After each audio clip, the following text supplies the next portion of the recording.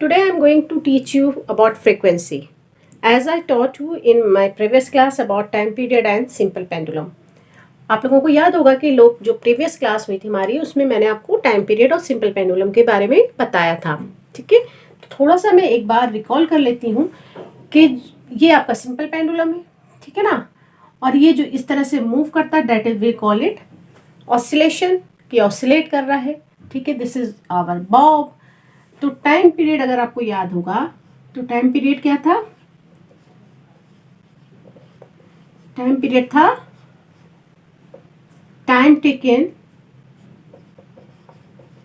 Taken to complete one oscillation.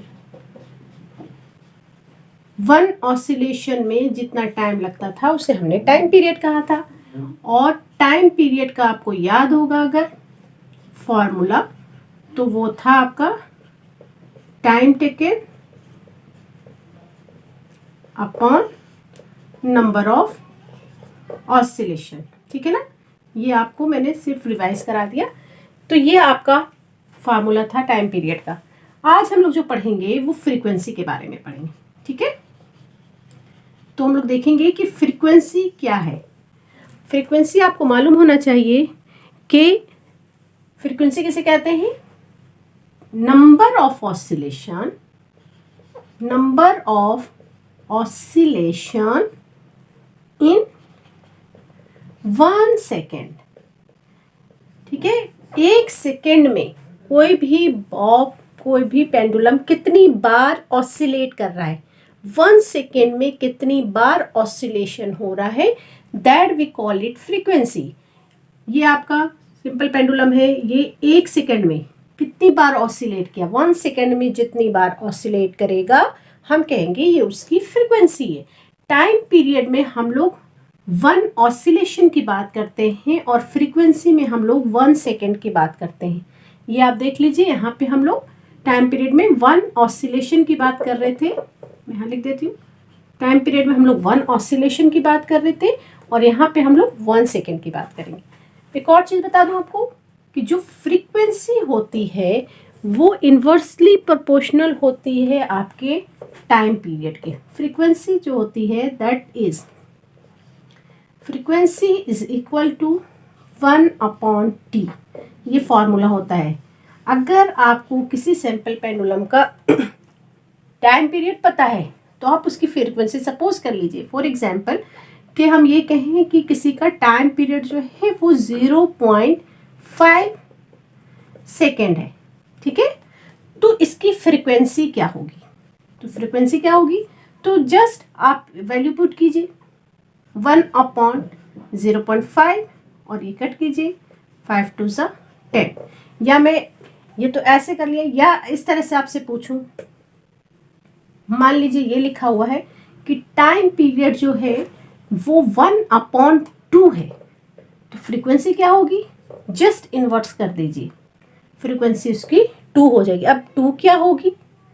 जैसे time का second होता है उसी तरह से फ्रीक्वेंसी की जो यूनिट होती है या तो वो हर्ट्स होती है या वो पर सेकेंड होती है. पर सेकेंड हम कहें, इसको हम ऐसे भी लिख सकते हैं या इसके ऊपर माइनस साइन लगा के भी हम लिख सकते हैं. ठीक है, तो टाइम की जो यूनिट है वो सेकेंड है, तो फ्रीक्वेंसी की पर सेकेंड होगी या हर्ट्स भी हो सकती है. ठीक है, हर्ट्स जो है एक साइंटिस्ट का नाम था. हर्ट्स जो है ये फ्रीक्वेंसी की यूनिट होती है, इसको हम इस तरह से लिखते हैं. ठीक है, ये फ्रीक्वेंसी की SI यूनिट है, ये फ्रीक्वेंसी की SI यूनिट होती है. ठीक है, hertz is the SI unit of frequency. हम इसको इस तरह से लिख सकते हैं या पर सेकेंड भी कह सकते हैं. अब ये कैसे आया आप देख लीजिए. ठीक है, यहाँ देखिए, ये आपका मान लीजिए यहाँ पे टाइम की यूनिट मान लो ये 2 है, 2 के साथ ये क्या लिखा हुआ है सेकेंड, 1/2 सेकेंड. तो जब हम इसको कैलकुलेट करेंगे हमारे पास जो यहाँ पे यहाँ पे मान लीजिए आपका 0.2 है, सपोज 0.2 सेकेंड है. तो जब हम इसको कैलकुलेट करेंगे तो यहाँ से डेसिमल हटाएं, ये 2 आ जाएगा. तो ये हो जाएगा 2 5 5 अपॉन सेकेंड रह गया नीचे, सेकेंड नहीं कैंसिल हुआ, सेकेंड नीचे, तो इसकी यूनिट बन जाती है 5 पर सेकेंड और 5 सेकेंड के ऊपर माइनस का साइन। जब हम नीचे से कोई सी चीज़ को डिनोमिनेटर से न्यूमरेटर में लाते हैं तो साइन इनवर्स हो जाता है। ठीक है, तो इस तरह से हम फ्रीक्वेंसी कैलकुलेट कर सकते हैं। मैं एक और दूसरा फार्मूला बताती हूँ आपको फ्रीक्वेंसी कैलकुलेट करने का। अभी आपको मैंने बताया कि जो जो फ्रीक्वेंसी है टाइम पीरियड के इन्वर्सली प्रोपोर्शनल है, तो मतलब उल्टा है ना। तो टाइम पीरियड का आपका फॉर्मूला होता है time taken upon number of oscillation.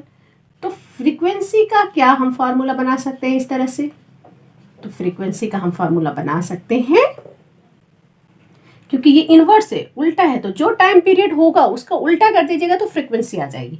तो फ्रीक्वेंसी का फॉर्मूला भी उल्टा हो जाएगा, number of oscillation upon time taken.